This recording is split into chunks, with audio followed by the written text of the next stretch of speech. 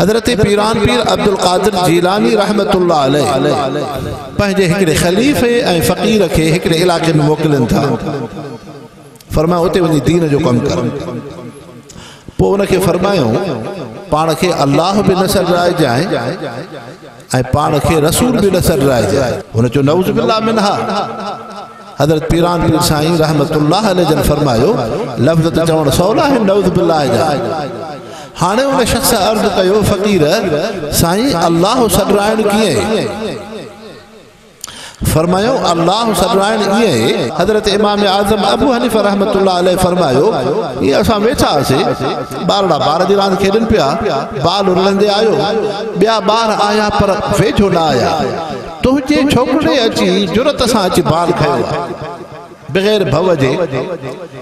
इतां मां सम्झी वियुमि त तोखां को गुनाह थियो आहे जंहिं गुनाह जो असर हिन मासूम ॿार ते। असां तालिबुल इल्म जेके पंहिंजे उस्ताद सहाबी हज़रत अबू हुरैरा रज़ियल्लाहु अन्हु वटि इल्म पढ़ंदा हुआसीं, ईअं असांजा उस्ताद बीमार थी पिया। पोइ असां तालिबुल इल्म ख़िदमत में आयासीं। पोइ जॾहिं उन्हनि असांखे ॾिठो ख़िदमत में वेठासीं, पेर पोइते करे अदब सां वेठा। अल्हम्दुलिल्लाह नहमदुहु व नस्तईनुहु व नस्तगफिरुहु व नुमिनु बिही व नतवक्कलु अलैहि व नऊज़ु बिल्लाहि मिन शुरूरि अनफुसिना व मिन सय्यिआति अअमालिना। मन यहदिहिल्लाहु फला मुज़िल्ल लहु व मन युज़लिल्हु फला हादिय लहु। व नशहदु अल्ला इलाहा इल्लल्लाह व नशहदु अन्न मुहम्मदन अब्दुहु व रसूलुहु। अम्मा बअद फअऊज़ु बिल्लाहि मिनश शैतानिर रजीम। बिस्मिल्लाहिर रहमानिर रहीम। वअतसिमू बिहब्लिल्लाहि जमीअन वला तफर्रकू वज़्कुरू निअमतल्लाहि अलैकुम इज़ कुंतुम अअदाअन फ़अल्लफ़ बैन क़ुलूबिकुम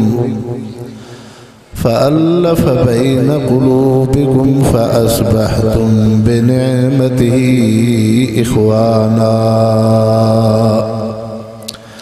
व कुंतुम अला शफ़ा हुफ़रतिन मिनन नार फ़अन्क़ज़कुम मिन्हा। कज़ालिक युबय्यिनुल्लाहु लकुम आयातिहि लअल्लकुम तहतदून। वलतकुम मिनकुम उम्मतुन यदऊन इलल खैरि व यअमुरून बिल मअरूफि व यनहौना अनिल मुनकर व उलाइका हुमुल मुफ़्लिहून। क़ाल नबी सल्लल्लाहु अलैहि वसल्लम तबर्रक बिल क़ुरआन फ़इन्नहु कलामुल्लाहि व ख़रज मिन्हु। व क़ाल नबी सल्लल्लाहु अलैहि वसल्लम अना सय्यदु वुलुदि आदम यौमल क़ियामति वला फ़ख़्र। व क़ाल नबी सल्लल्लाहु अलैहि वसल्लम लिवाउल हम्द बियदी यौमल क़ियामति वला फ़ख़्र। व क़ाल नबी सल्लल्लाहु अलैहि वसल्लम उग़्दु आलिमन औ मुतअल्लिमन औ सामियन औ मुहिब्बन वला तकुन खामिसन फ़तुहलक। औ कमा क़ाल नबी सल्लल्लाहु अलैहि वसल्लम वाजिबुल एहतराम मुअज़्ज़ज़ मुसलमान भाइरो, अल्लाह करीम तव्हां असांखे अज अड़े मुक़द्दस दीनी इज्तिमा में हाज़री की सआदत नसीब फरमाई, जैं मजलिस ऐं कचहरी में घणा ही उलमा ऐं दीनदार सालिहबाननि जी हुई ऐं अव्हांजे ॻोठड़े जो क़दीम दीनी इदारो जामिया अरबिया मिफ्ताहुल उलूम हम्मादिया पीर मंगू जे नौ निहाल उम्मत जे इंसानन एड़ो ज़ख़ीरो एड़ी नेमत पंहिंजे सीनन में महफूज फरमाई, जैं दौलत ऐं नेमत सां दुनिया ऐं दुनिया जूं शयूं मुक़ाबलो नथियूं करे सघनि। जेके बचड़ा हाफ़िज़ थिया ऐं जेके नौजवान आलिम सगोरा थिया, कुरान ऐं हदीस जी अहिड़ी दौलत उन्हनि सीननि में सांडी ऐं महफूज़ कई जो इन कुरान ऐं हदीस इल्म जे करे इन्हनि तालिबुल इल्मनि जो वॾो दर्जो आहे। पैगंबर करीम सल्लल्लाहु अलैहि वसल्लम जन फरमायो, मन जाअहुल मौत वहुव यतलुबुल इल्म लियुहया बिहिल इस्लाम फ़बैनहु व बैनन नबिय्यीन दरजतुन वाहिदह फिल जन्नह। फरमाए वो इंसान जो कुरान तो पढ़े, हदीस तो पढ़े, इल्म तो हासिल करे, उन जी नीयत मक़सद इहो आहे लियुहया बिहिल इस्लाम, इस्लाम बुलंद थे, अल्लाह ऐं रसूल जो नालो रोशन थे, इंसानन में तौहीद अचे, सुन्नत ऐं सीरत जी ज़िंदगी अचे, इंसान कुफर खां, शिरक खां, गुनाहन खां, बदकारी खां महफूज थियनि। पो पाण सल्लल्लाहु अलैहि वसल्लम फरमायो, जे वो तालिबुल इल्म पढ़ंदे पढ़ंदे फौत थियो, फरमायो क़यामत जे ॾींहुं जॾहिं हे इंसान जन्नत में वेंदो तालिबुल इल्म, त उन जन्नत में अंबिया इकराम खां बाद दर्जो ऐं फज़ीलत इन तालिबुल इल्म जो बराबर। दीन में नमाज जो वॾो दर्जो आहे, अल्लाह जे ज़िक्र जो वॾो दर्जो आहे, अल्लाह जे रस्ते में जिहाद ऐं शहादत जो वॾो दर्जो आहे।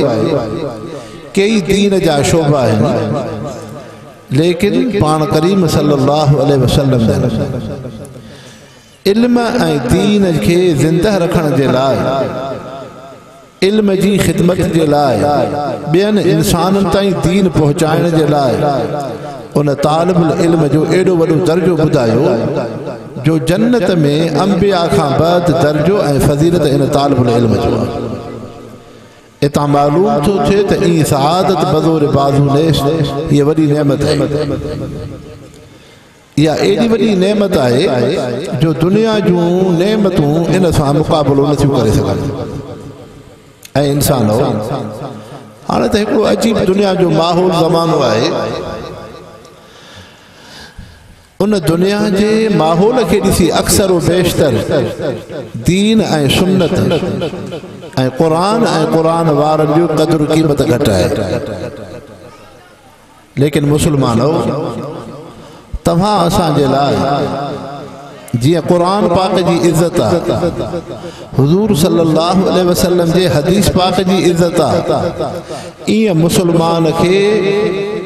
उन कुरान जे हाफ़िज़ कुरान जी भी इज्जत हुजे। जंहिं मुसलमान जे सीने में हदीस ऐं फ़िक़ह जो इल्म आहे, अहिड़े इंसान तालिबुल इल्म आलिम सगोरे खे भी इंसान इज्जत ऐं एहतराम सां ॾिसे। हज़रत मोहम्मद इस्माइल रहमतुल्लाह अलैह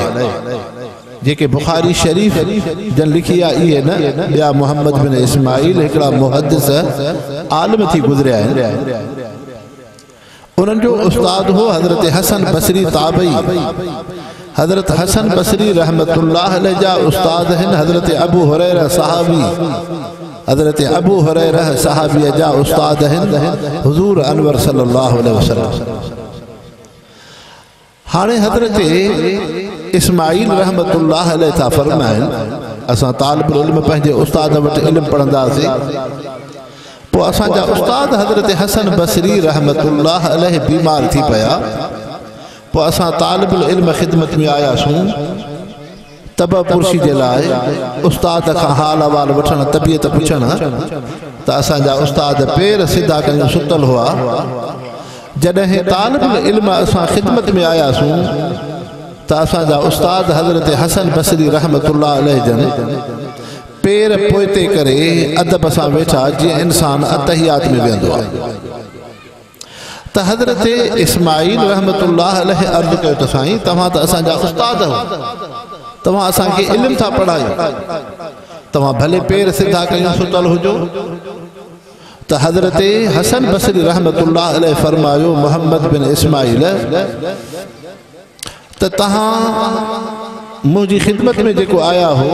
तव्हांखे मुबारक हुजे जो तव्हां मूंखां उस्तादी सुन्नत अदा कराई आहे, उस्तादी सुन्नत अदा कराई आहे।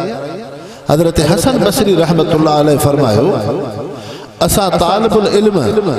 जेके पंहिंजे उस्ताद सहाबी हज़रत अबू हुरैरा रज़ियल्लाहु अन्हु वटि इल्मु पढ़ंदा हुआसीं, ईअं असांजा उस्ताद बीमार थी पिया। पोइ असां तालिबुल इल्म ख़िदमत में आयासीं। पोइ जॾहिं उन्हनि असांखे ॾिठो ख़िदमत में वेठासीं पेर पोइते करे अदब सां वेठा अतहियात वांगुरु। असां अर्ज़ु कयोसीं साईं तव्हां छो था पेर पोइते कयो, तव्हां असांजा उस्ताद मुरबी आहियो। फरमायो हसन बसरी तव्हांखे मुबारक हुजे तव्हां मूंखां उस्तादी सुन्नत अदा कराई आहे। हाणे सहाबी सगोरा था फरमाइनि हज़रत अबू हुरैरा रज़ियल्लाहु अन्हु अमीरुल मोमिनीन फिल हदीस जंहिंजो लक़ब हज़रत अबू हुरैरा रज़ियल्लाहु अन्हु सहाबी था फरमाइनि असां तालिबुल इल्म सहाबी सगोरा जेके हुज़ूर पाक सल्लल्लाहु अलैहि वसल्लम जी ख़िदमत में इल्मु पढ़ंदा हदीस पाक जो सबक वठंदा हुआसीं। पोइ असांजा उस्ताद महबूब मुस्तफ़ा ख़ातमुन नबीयीन हज़रत मोहम्मद करीम सल्लल्लाहु अलैहि वसल्लम बीमार थी पिया।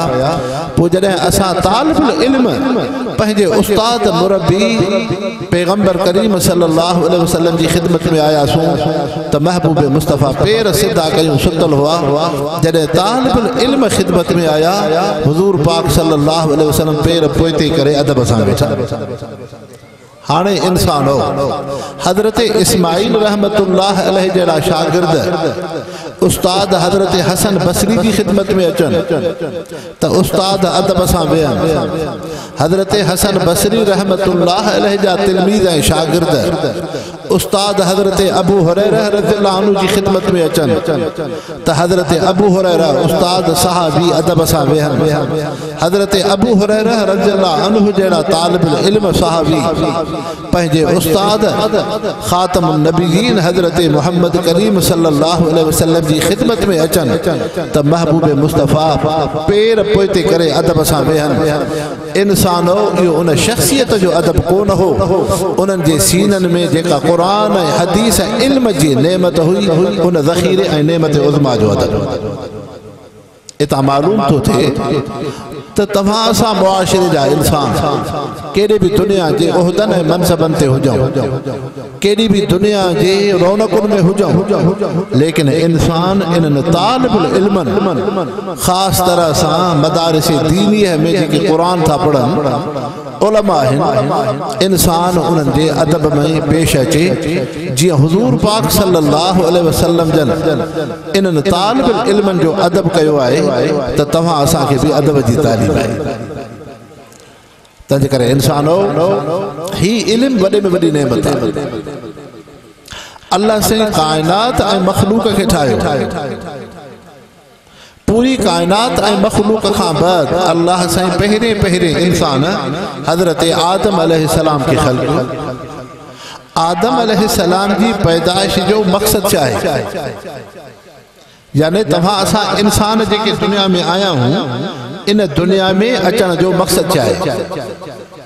अल्लाह से फरमायो इन्नी जाइलुन फिल अर्ज़ि ख़लीफ़ा, मां इन आदम अलैहिस्सलाम खे पंहिंजो ख़लीफ़ो ऐं नाइब थो बणायां। उहा खिलाफत नियाबत कहिड़ी शइ आहे? उलमा इकराम था फरमाइनि उहा खिलाफत नियाबत हुई अदल ऐं इंसाफ़ जो क़ाइम थियणु, यानी हिन ज़मीन ते इंसानियत में मुआमलात में अदल ऐं इंसाफ़ हुजे। इन जे करे पहिरें इंसान हज़रत आदम अलैहिस्सलाम खे अल्लाह साईं अदल ऐं इंसाफ़ जे करे ख़ल्क़ियो आहे, ताकि रब जी अदल वारी सिफ़त ज़ाहिर थिए, इंसाफ़ वारी सिफ़त ज़ाहिर थिए। अदल इंसाफ़ जे लाइ शर्त आहे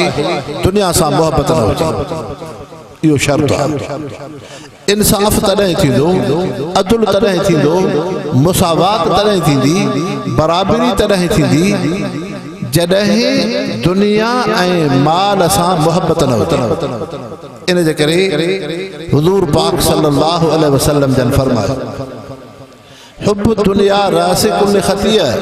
दुनिया जी मोहब्बत हर गुनाह जो बुनियाद आहे। गुनाह जी शुरुआत थींदी दुनिया जी मोहब्बत खां। तंहिंजे करे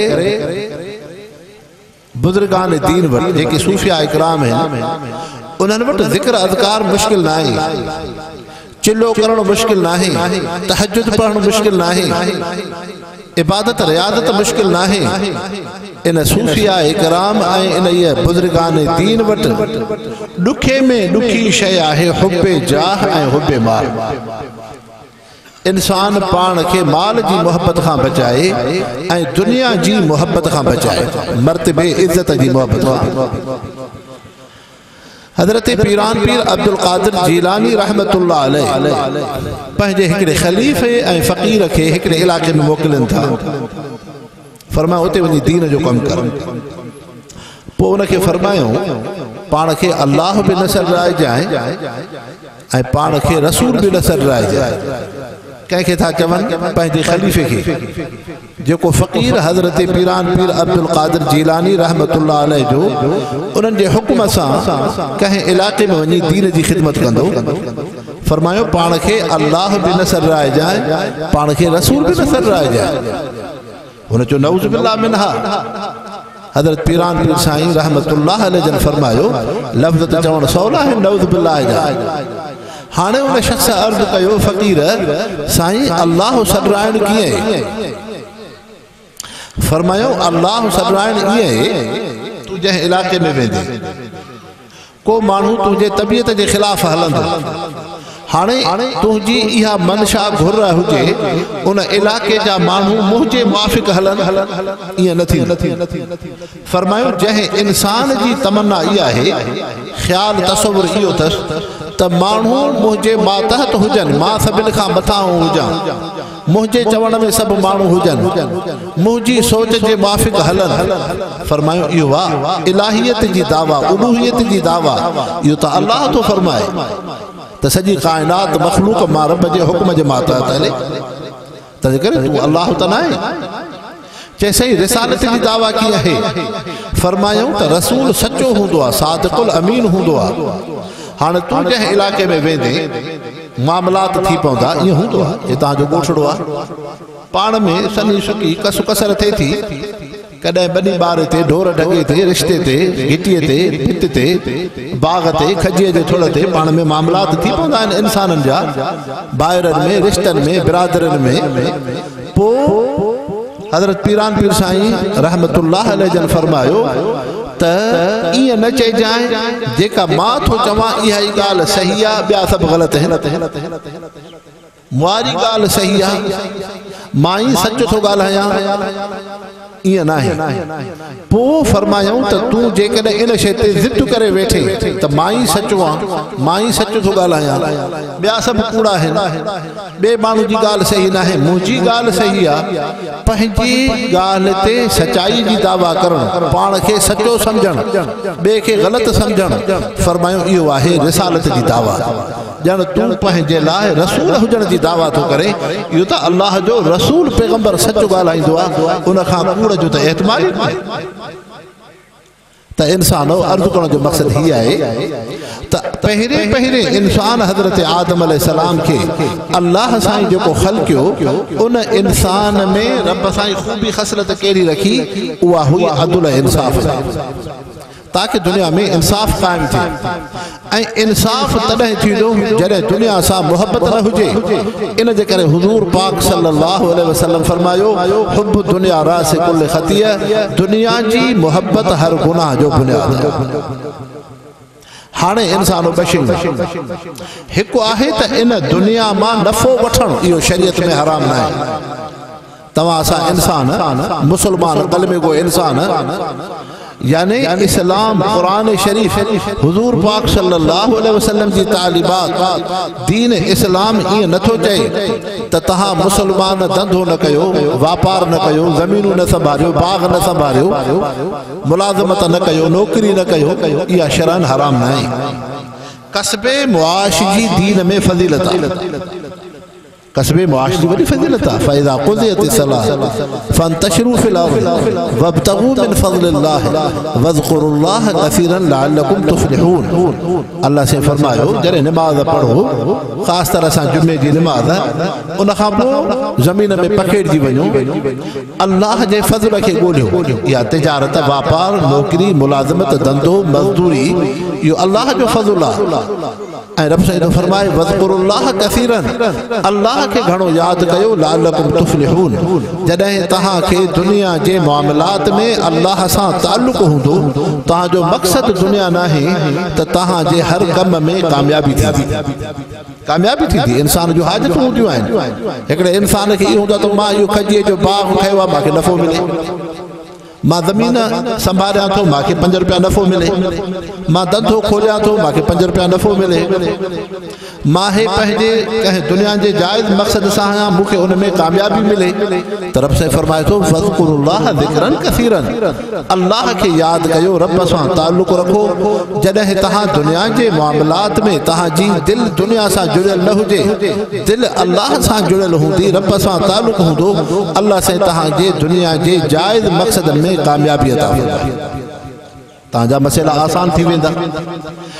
इन जे करे इंसानो कसबे मुआश जी दीन में वॾी फज़ीलत आहे हुज़ूर पाक सल्लल्लाहु अलैहि वसल्लम जी ख़िदमत में ॿ सहाबी था अचनि पाण सल्लल्लाहु अलैहि वसल्लम जन फरमायो अवां छा कंदा हो चइसि असां फ़राइज़ खे अदा करण खां बाद पंहिंजो कमकार कंदा आहियूं हिकिड़े सहाबी चयोसि मां उठ चाढ़ींदो आहियां ॿिए चयो त साईं मां ज़मीन बि संभालींदो आहियां फरमायो ॿियो बि को तव्हांजो फ़र्ज़ भाउ आहे चए हा साईं उहो छा कंदो आहे चइसि उहो सॼी राति नफ़िली इबादत कंदो आहे उहो असांजो भाउ सॼी राति नफ़िली इबादत में हूंदो आहे ज़िक्र अज़कार करे निमाज़ पढ़े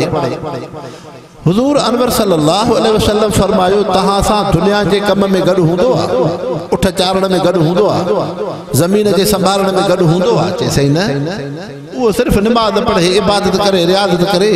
बाक़ी कम कार असां कंदा आहियूं पाण सल्लल्लाहु अलैहि वसल्लम फरमायो उन आबिद खां तहांजो दर्जो फज़ीलत वधीक आहे ओ जेको इंसान मेहनत करे थो जेको मज़दूरी करे थो जेको हलाल कमाए थो पंहिंजे उज़वन खां कम वठे थो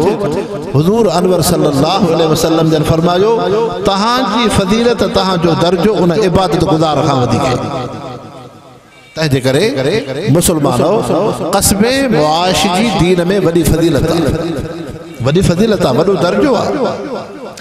अहिड़े तरीक़े सां हुज़ूर अनवर सल्लल्लाहु अलैहि वसल्लम जन फरमायो हिकिड़ो मुसलमान रिज़्क़ जी ॻोल्हा जे लाइ परेशान आहे हूंदो आहे न कई नौजवान कई हिकिड़ा इंसान ग़रीब मिसकीन आहिनि मुहांगीअ जो सैलाब आहे आफ़तूं किरल आहिनि मथां हिकिड़ो इंसान पंहिंजे बचनि ॿारनि खां हलाल रिज़्क़ जे लाइ मज़दूरी थो ॻोल्हे पीर महंगे जो आहे वियो हैदराबाद कराची मन मूंखे काथे नौकरी मिले बाक़ी मज़दूरी मिले सऊदी वियो कमाइण दुबई वियो कमाइण माण्हू वेंदा आहिनि वीचारा मज़दूरी खां मजबूर थी त पोइ पाण करीम सल्लल्लाहु अलैहि वसल्लम जन फरमायो इहो इंसान जेको बशर्ते हलाल रिज़्क़ जी ॻोल्हा में हुजे हलाल हराम न हलाल रिज़्क़ जी ॻोल्हा में आहे इन में हे परेशान थो रहे पंहिंजे रिज़्क़ खे ॻोल्हे थो पो पाण सल्लल्लाहु अलैहि वसल्लम फरमायो इन इंसान जा गुनाह जेके इबादत सां माफ़ न थींदा रिज़्क़ हलाल सां माफ़ थी वेंदा। अल्लाह जो नबी तो फरमाए अहिड़ा गुनाह भी आहिनि जेके नमाज़ सां माफ़ न थींदा, ज़िक्र अज़कार सां माफ़ न थींदा, कुरान पाक जे पढ़ण सां माफ़ न थींदा, पर इंसान हलाल रोज़ीअ जी मेहनत कंदो, मुशक्क़त कंदो, हलाल रिज़्क़ ॻोल्हींदो, हराम खां पाण खे बचाए थो, अहिड़े हलाल रिज़्क़ ॻोल्हींदड़ मज़दूर मेहनत कश इंसान जा गुनाह अल्लाह साईं रिज़्क़ हलाल सां माफ़ थो करे। हाणे ॿुधायो त दीन में हलाल रोज़ीअ जी केॾी वॾी फज़ीलत आहे। हलाल मुशक्क़त, हलाल मेहनत जी केॾी वॾी मुशक्क़त। हज़रत अनस रज़ियल्लाहु अन्हु साहबी था फरमाइनि गर्मीअ जी मौसम हुई, आहड़ जी मौसम हुई, हुज़ूर पाक सल्लल्लाहु अलैहि वसल्लम जे सफ़र में सहाबा जी जमात हिकिड़नि सहाबियुनि सगोरनि नफ़ली रोज़ो रखियो, नफ़ली रोज़ो रखियो। हाणे हज़रत अनस रज़ियल्लाहु अन्हु साहबी था फरमाइनि अहिड़ी आहड़ गर्मीअ जी मौसम हुई जो अखि जे मथां हथ ॾेई करे इंसान ॾिसे पियो। कॾहिं कॾहिं ततल उस में माण्हू निकिरी न सघंदो आहे, टाक मंझंदि हुजे, पोइ माण्हू छांव ॾींदो आहे, मथे ते को कपिड़ो रखंदो आहे, हथड़ो रखंदो आहे त जीअं उस अखि खे न लॻे। त हज़रत अनस साहबी थो फरमाए अहिड़ी सख़्त उस हुई, टाक मंझंदि हुई जो साहबी सगोरा अखि जे मथां हथड़ो रखी करे ॾिसनि पिया। हाणे जन साहबिन खे रोज़ो हो, रोज़े जे करे उहे कमज़ोर थी पिया, पंहिंजो पेट मिटीअ सां रखियो, पर जन सहाबिन खे रोज़ो न हो उन्हनि उनजो ख़िदमत कई, अफ़तारी जो इंतज़ाम कयो, उन्हनि खाधे पीते जो इंतज़ाम कयो। पोइ जॾहिं शाम जो रोज़ो इफ़्तार थियो, नफ़ली रोज़ो आहे, त हुज़ूर पाक सल्लल्लाहु अलैहि वसल्लम फरमायो अॼु मुंहिंजी जमात में ॿिनि क़िस्मनि जा इंसान आहिनि। हिकिड़ा उहे आहिनि जन रोज़ो रखी पंहिंजे रब खे राज़ी कयो आहे, रोज़ो रखी अल्लाह खे राज़ी था करनि। ॿिया उहे मुंहिंजा सहाबी जन ख़िदमतूं करे रब खे राज़ी कयो आहे। फरमायो अॼु ख़ादिमनि खे ख़िदमत जे करे वधीक सवाबु जन इंसाननि रोज़ो रखियो आहे, हिननि उन्हनि रोज़ेदारनि जी ख़िदमत कई, ख़िदमत जे करे रोज़ेदारनि जी ख़िदमत जे करे हिननि ख़ादिमनि खे रोज़े जो बि सवाबु मिलियो। ख़िदमत जो एॾो वॾो दर्जो आहे त इंसानो हलाल रिज़्क़, हलाल मईशत इन जी दीन में वॾी फज़ीलत आहे। ऐं पाण करीम सल्लल्लाहु अलैहि वसल्लम फरमायो अय्युमा मुस्लिम को हिकिड़ो मुस्लमान आहे यग़रुसु गरसन औ यज़रउ ज़रअन फयअकुल मिनहु तैर वल बहीमतु वल इंसान कान लहू सदक़तन यौमल क़ियामह। पाण सल्लल्लाहु अलैहि वसल्लम फरमायो हिकिड़ो मुसलमान पंहिंजे ज़मीन ते को वण थो पोखे, पोख थो पोखे, कंहिं इंसान खजी पोखी। हाणे हुज़ूर पाक सल्लल्लाहु अलैहि वसल्लम फरमायो इन मां नफ़ो टे शयूं वठंदियूं आहिनि, हिकु इंसान इन मां नफ़ो वठंदो, मुसलमान बि तव्हांजी खजीअ मां ॾम छुहारो रिज़्क़ मुसलमान बि खाईंदो आहे, गैर मुस्लिम इंसान बि खाए थो, इंसान फरमायो वल बहीम को जानवर उतो अची खाईंदो आहे, ईअं हूंदो आहे न, हेठां ॾोका पिया हूंदा आहिनि सुकल, खारकूं कुक उहे रिढ बकरी जानवर पिया खाइनि। फरमायो अब तैर या को अहिड़ो ॿी का मखलूक खाए थी, पखी परंदो। पाण सल्लल्लाहु अलैहि वसल्लम फरमायो कान लहू सदक़तन यौमल क़ियामह, इहो वण इन जो फल फ्रूट फसल रिज़्क़ हिन जो इंसान जानवर पखी जीत जड़ा खाइनि था, क़यामत ताईं इन खे पयो सवाबु मिलंदो, पयो सवाबु। छा मक़सदु थियो? तव्हां पीर मंगे जा मुसलमान भाई रहो, हिकिड़े इंसान पंहिंजी ज़मीन वरिती, बनीअ में 4 खजूं हयईं, हाणे उन खजनि मां पखी परंदा बि उते वेहनि था, अल्लाह जी मखलूक बि उन मां नफ़ो वठे थी, को जानवर बि उस खां बचाव जे लाइ छांव में वेहे थो, उन जो का ॾोको डंगु खाए थो, को इंसान थो खाए नफ़ो थो वठे, या अहिड़ो इंसान ज़मीन में को अनाज पोखे थो, हाणे अल्लाह जी मखलूक पई उतां खाए थी। हुज़ूर सल्लल्लाहु अलैहि वसल्लम फरमायो हिन इंसान जो तुंहिंजी सदके ख़ैरात जी नियत न आहे, पर तुंहिंजो सदको ख़ैरात पयो हले थो, पयो हले थो, पयो हले थो। हाणे ॾिसो दीन जे अंदरि उन हीअ मेहनत मुशक़त जी केॾी वॾी फज़ीलत, केॾी वॾी फज़ीलत आहे। हिकिड़े इंसान जी ज़मीन में ॿेड़ थी पई, हाणे उते पखी परंदा अची वेठा, को इंसान अची खाए थो, को जानवर अची उनजी साई लाम खाए थो, पयो हिन खे सवाबु मिलंदो। बाबा दुकान आहे हिकिड़े इंसान खे दुकान जो त सवाब तॾहिं मिलंदो जॾहिं हथ सां 5 रुपया ॾे न तॾहिं सवाब मिलंदो पर हीअ बनी ज़मीन बाग़ अन अनाज एॾी वॾी नेमत आहे जो बग़ैर इंसान जे इरादे जे सवाब ई सवाब पियो मिले तंहिंजे करे इंसानो क़स्म मुआश जी दीन में वॾी फज़ीलत आहे इन जे करे अल्लाह से तव्हां असांखे इबादत जो हुकुम कयो हाणे इबादत जे लाइ शर्त आहे हलाल रोज़ी या अय्युहल्लज़ीना आमनू ला ताकुलू अमवालकुम बैनकुम बिल बातिल ऐ मुसलमानो हराम न खाओ हलाल खाओ छो अल्लाह साईं हलाल जो हुकुम कयो हराम खां रब साईं रोकियो आहे इन हलाल हराम में हिकिड़ो त क़ुरान पाक ॿुधायो अल्लाह जे रसूल ॿुधायो पर अकुल ऐं साइंस जे लिहाज़ सां इन में छा फ़र्क़ु आहे गुनाह हराम में कहिड़ी नहूसत आहे उहा नहूसत इहा आहे इंसान जॾहिं रिज़्क़ थो खाए अल्लाह जो रिज़्क़ जे करे इंसान जे जिस्म में रत ठहे थी तव्हां असांजी अखि ॾिसे थी ज़ुबान ॻाल्हाए थी हथ हरकत करनि था पेर इंसान जा घुमनि फिरनि था कंहिं इलाइक़े ताईं इंसान वञी पहुचे थो हाणे ख़ुदा न ख़ासि त कंहिं इंसान खे धकु जे लॻंदो आहे पेर में धकु लॻंदो त रत वांदी हथ में धकु लॻंदो आङुर वॾी पवंदी त रत वांदी अखि में जे हिन खे को धकु लॻंदो रत वांदी त इहा रत ठहे थी इज़ा ख़ुराक मां हाणे शरीयत जी हिकमत इहा आहे त तव्हां हलाल खाओ हलाल खाईंदो हलाल खाधे सां तव्हांजे उज़वनि ते जेका रत ईंदी इन उज़वनि खां चङा कम थींदा इहा अखि बेहयाई जो कमु न कंदी इहा ज़ुबान लग़वियात जो कमु न कंदी इहे कन बुराई मौसूकी जो आवाज़ गिला क़ीमत न ॿुधंदा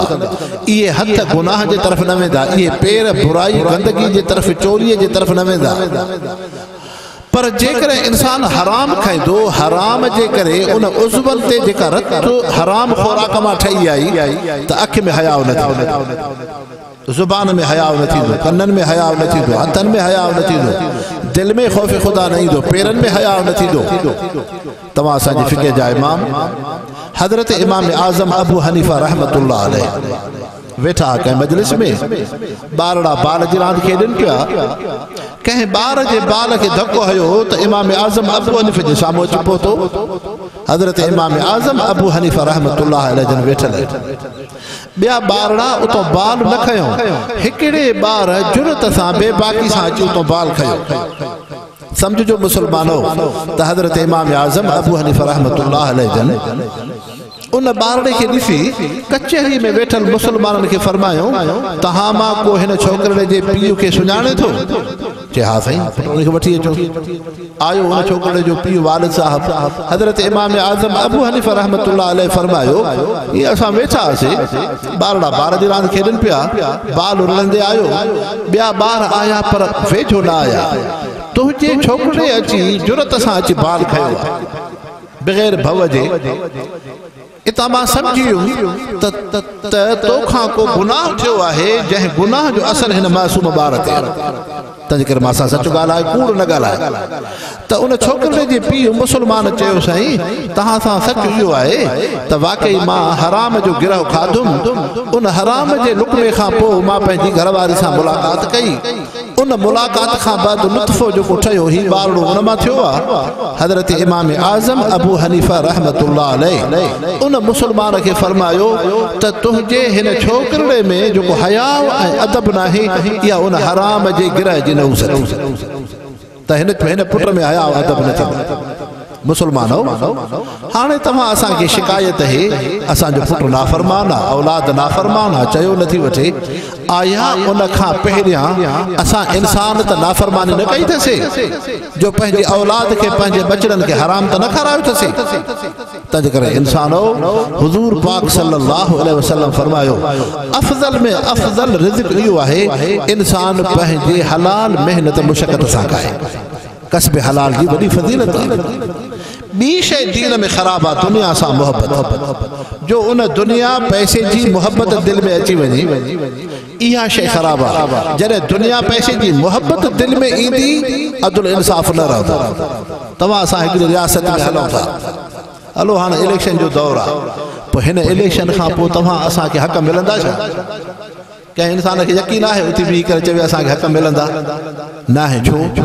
सम्झूं था न सभु रेडा मुतकारियूं आहिनि त इहे इंसान पंहिंजे रुपए जा पैसे जा उन जी दिलि में मोहबत आहे इंसान ॿी शइ खे त ठाहे थो इहो इंसान लटो कपिड़ो त भलो सिबे दर्जी सुठो थी वियो इन इंसान जॻह त भली ठाही आलीशान जॻह जो नक्शो आहे इन इंसान कार मोबाइल जहाज खे त ठाहियो पर इंसान पाण बि त ठहे न इंसान ख़ुदि ठहंदो इन क़ुर पाक सां महबूब मुस्तफ़ा जे हदीस पाक सां जॾहिं दीन सां निस्बत हूंदी ताल्लुक़ हूंदो इंसान में इंसानियत ईंदी इंसानो इहो ई क़ुर जो इल्मु आहे इहा ई क़ुर जी दौलत आहे हदीस पाक जी नेमत आहे इल्म जी दौलत आहे जेका इंसान खे इंसान थी बणाए तंहिंजे करे हज़रत अब्दुल्लाह इब्न मसऊद रज़ियल्लाहु अन्हु साहब हज़रत अब्दुल्लाह इब्न मसऊद जेको सनियूं पिनियूं हलकड़ो बिंदड़ो हो लेकिन हज़रत अली रज़ियल्लाहु अन्हु था फरमाए हुज़ूर पाक सल्लल्लाहु अलैहि वसल्लम इनखे फरमायो त वञ वण मां ॾंदड़ पटिया इन जो लक़ब हो साहिब सिवाक वन्ना लैन जॾहिं ॾंदड़ मुबारक पटे आयो महबूब मुस्तफ़ा जी ख़िदमत में हज़रत अली साईं अर्ज़ु कयो त साईं तव्हां त अब्दुल्लाह इब्न मसऊद खे हुकुम कयो त वण ते चढ़ो हिन जूं सनियूं पिनियूं ॾिसी मुनाफ़िक़नि हिन ते टोक टठो लॻाई आहे हे सनियुनि पिनियुनि वारो हे बि जन्नत में वेंदो हुज़ूर पाक सल्लल्लाहु अलैहि वसल्लम फरमायो अॼु त अब्दुल्लाह इब्न मसऊद जो पिनियूं सनड़ियूं आहिनि कद हलकड़ो अथसि लेकिन क़यामत जे ॾींहुं जॾहिं ईंदो अब्दुल्लाह इब्न मसऊद जे पिनीअ जो एॾो वज़न हूंदो जो ॿिए पासे खां 7 आसमान 7 ज़मीनूं रखिया वञनि हिकिड़े तरफ़ खां अब्दुल्लाह इब्न मसऊद जी पिनी रखिजे अब्दुल्लाह इब्न मसऊद जे पिनीअ जो वज़न 7 आसमान ज़मीननि खां वधीक फ़अम्मा मन सक़ुलत मवाज़ीनुहु फ़हुव फ़ी ईशत राज़िया अल्लाह से फरमायो जंहिं इंसान जा अमल गौरा थिया इहो हूंदो जन्नत तंहिंजे करे इंसानो क़यामत जे ॾींहुं वज़न हूंदो ईमान क़ल्बे खे निमाज़ खे वज़न हूंदो क़ुर खे वज़न हूंदो महबूब मुस्तफ़ा जी सुन्नत सीरत खे वज़न हूंदो अल्लाह जे ज़िक्र खे वज़न हूंदो नेक अमलन खे वज़न हूंदो बशर्ते उन में रिया न हो वमा उमिरू इल्ला लियअबुदुल्लाह मुख़लिसीन लहुद्दीन हज़रत इमाम ग़ज़ाली रहमतुल्लाह अलैहि ता फरमाए इल्म त वॾी नेमत आहे जो इल्म जे करे इंसान खे रब जी सुञाण थी थिए ऐं हलाल हराम जी सुञाण थी थिए मक़सद हयात खे सम्झे थो पर हज़रत इमाम ग़ज़ाली फरमायो आहे जॾहिं अहिड़ो दौर ज़मानो अचे जो इल्म दुनिया जो ज़रियो बणिजी वञे इल्म जे करे इंसान दुनिया ठाहे हज़रत इमाम ग़ज़ाली रहमतुल्लाह अलैहि था फरमाइनि उन वक़्त में इल्म फ़र्ज़ किफ़ाया हासिल न कयो इल्म फ़र्ज़ ऐन हासिल कयो बस दीन जो बुनियादी शयूं उहे तहां दीनी समझ हासिल करे बकाया वक्त पंहिंजे कस्बे हलाल में लगायो इहो आलिम व्यापार करे मेहनत करे तिजारत करे मजदूरी करे मेहनत करे जॾहिं हलाल रोज़ी मेहनत कमाईंदो त इल्म जो हिन जे मथां असर थींदो जे हलाल सां हिन जी निस्बत न हूंदी उन इल्म जो हिन जे मथां असर न थींदो तंहिंजे करे इंसानो अल्लाह साईं तव्हां असांखे अहिड़े दीन सां वाबस्तगी ॾिनी आहे अल्लाह करीम हिन इदारे खे आबाद फरमाए रब साईं मुफ्ती नईमुल्लाह साहब नौजवान आलिम दीन आहे अल्हम्दुलिल्लाह कस्बे ॻोठड़े में हदीस पाक रोज़ानो हिते पई पढ़ी वई अॼु आलिम सगोरा फारग थिया हर हदीस सां दुरूद शरीफ़ पढ़ंदा हुआ तव्हां असां आम इंसान त कॾहिं कॾहिं दुरूद शरीफ़ पढ़ूं न जुमे जे ॾींहुं सो बि एॾो अदब सां त न पढ़ंदासीं जीअं तालिब इल्म था पढ़नि सुबह जो उथन भी वुज़ू सां रात जो सुमन भी वुज़ू सां सॼो ॾिहाड़ो इन्हनि जो वुज़ू सां गुज़रे ऐं उस्ताद जे आॾो गोॾा भंजी करे हदीस पाक खे पढ़नि हर हदीस सां काल नबी सल्लल्लाहु अलैहि वसल्लम हुज़ूर पाक सल्लल्लाहु अलैहि वसल्लम ते दुरूद शरीफ़ पढ़जे हे तव्हांजे भिक सां अॼो हे क़ब्रिस्तान वॾड़ा सुतल आहिनि इहो जेको दुरूद शरीफ़ पढ़ियो वियो या हदीस पाक पढ़ी वई इन जो सवाब उन्हनि इंसाननि खां वञी पुछो त केॾो हिन जो वॾो दर्जो आहे जे मौलाना फैज़ साहब तव्हांखे ॿुधायो अल्लाह से तव्हां असांखे इन इल्म दीन सां वाबस्तगी अता फरमाए अल्लाह से हिन इदारे खे ता क़यामत आबाद फरमाए रब करीम जुमला जमात जंहिं ख़िदमत कई आहे आज निसार अहमद साहब जंहिंजा वालिद साहब उहे वीचारा आया माज़ूर आहिनि दुआ जे लाइ आया आहिनि कई वीचारा जमायती दोस्त अहबाब अल्लाह से सभिनी जे रिज़्क़ में बरकत फरमाए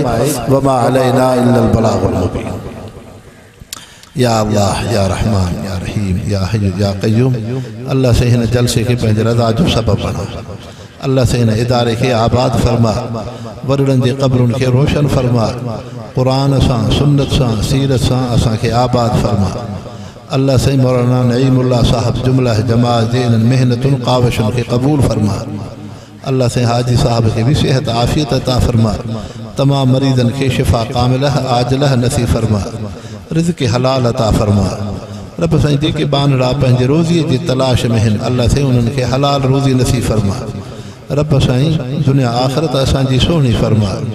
उहा नेकी भलाई अता फरमा जेका हुज़ूर सल्लल्लाहु अलैहि वसल्लम घुरी,